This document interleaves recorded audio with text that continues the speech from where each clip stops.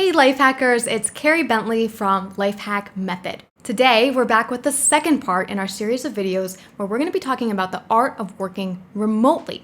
Because it really is an art, and suddenly it's something that we're all expected to do and do well. So let's get into it.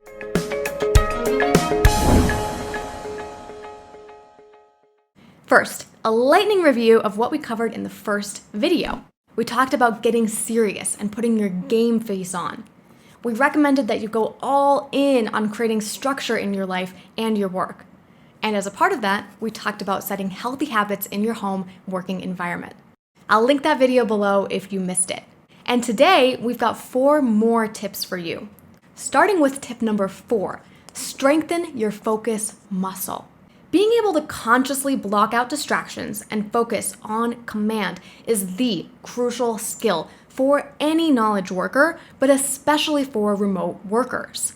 Without it, you're switching tabs all the time, you're forgetting what you were working on, and you're never able to sink into that really deep level of focus that's needed to get good work done these days. Maybe you still can do some busy type work, but you'll end the day and you'll look back and think, how can I be so tired if I didn't really get any good work done? So the question is, how do we strengthen that focus muscle? Well, let me tell you what's not going to work. Strengthening your focus isn't about just clenching your teeth and trying harder. Fundamentally, it's about removing distractions from your environment. Listen, you already know that you should be putting your phone on Do Not Disturb. You already know you should go and change your settings so that you aren't interrupted by those dings and beeps. But it's time to really take that advice seriously and actually do it. I mean it. I actually stop this video right now and go and do that on your phone if you haven't already. I suggest you take a week where you give yourself that permission to actually design distractions out of your life right when they happen. Just stop everything and take a moment to fix it right then and there. But there's also things you might not know. The first of which is focus music is a real thing. There are playlists on Spotify and Pandora specifically designed to help you focus in. I personally like the Mellow Beats playlist on Spotify. You can also create deeper focus and engagement by gamifying your work. In fact, we created a game called the Sticky Focus Game that you can play during your day to manufacture that flow state on command. And did you know that you can also use an online accountability buddy to keep you on track at any time of day or night?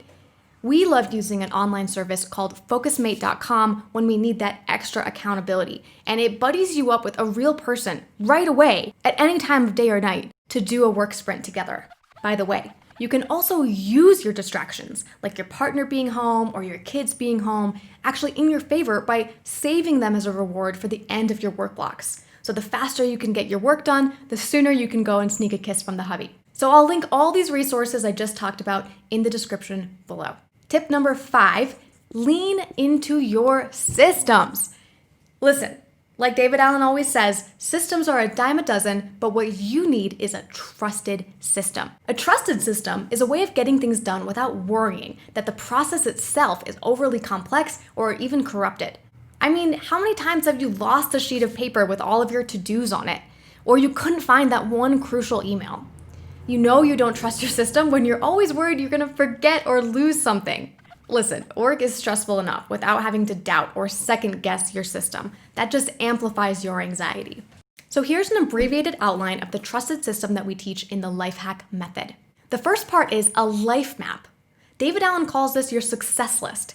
It's one sheet of paper that maps out your critical path to success from today to this month to next year. I look at mine every single day before starting work to get radically clear before taking action. This is kind of like the skeleton of your system. The next part is the fabulous 5 tools of remote working. That's your online calendar, that's your task management system, email, messaging, and Zoom, which does double duty as a video conferencing and screencasting tool. So these are the crucial organs that keep your system alive. And finally, you need to be conducting a regular weekly and monthly pre-planning session. This is like the circulatory system of your productivity. It kind of keeps things flowing and makes sure that there aren't any blockages. If you're sick of operating without a trusted system and you maybe want to learn more about the Lifehack Method, then I'm also going to drop a link to that below as well. Tip number 6, create a communication policy. One of the biggest problems with going remote is that people don't know how to reach you when they can't actually see you in an office. And then what happens is they're hitting you on all channels, on email, phone, text, Facebook Messenger, WhatsApp. Heck, they're even setting up smoke signals when they can't get a hold of you. And that means simply that you're being dinged to death with distractions from your coworkers all day, every day. But guys, this is actually one of the easiest problems to solve, simply by creating a communication policy. A communication policy is where you tell people exactly how and when they can reach you in the most optimal channels. The point of a communication policy is not to be snotty and tell people to go away. Actually, quite the opposite. It's showing them that win-win scenario where they can get all their needs met, but you can actually still get good work done. So I'm going to drop a link to my communication policy below. Feel free to copy it and adapt it to your own needs.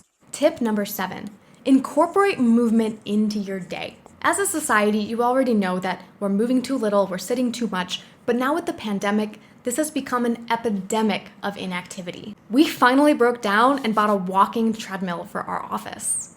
Almost instantly, our step count went from an average of 4,000 steps per day to nearly 8,000, and some days we're even getting 14,000 steps per day basically effortlessly. But if that's out of your price range, then just get creative. Take a walk outside during calls if you can, and if you're really actually stuck to your desk, then get a kettlebell and do at least 60 swings at the end of every hour. I hope these tips helped. If you didn't see the first video in this series, then check the description below for a link to that. And folks, we really want to hear from you. Do you have tips for us on working from home? If so, please share them below in the comments. And let us know how you're adapting to working remotely. Is it working for you? Are you still struggling with anything? If you like this video, please give it a thumbs up. And if you're obsessed with human potential and living your best life like we are, then consider subscribing to this channel and joining our journey to complete lifestyle freedom. See you in the next video.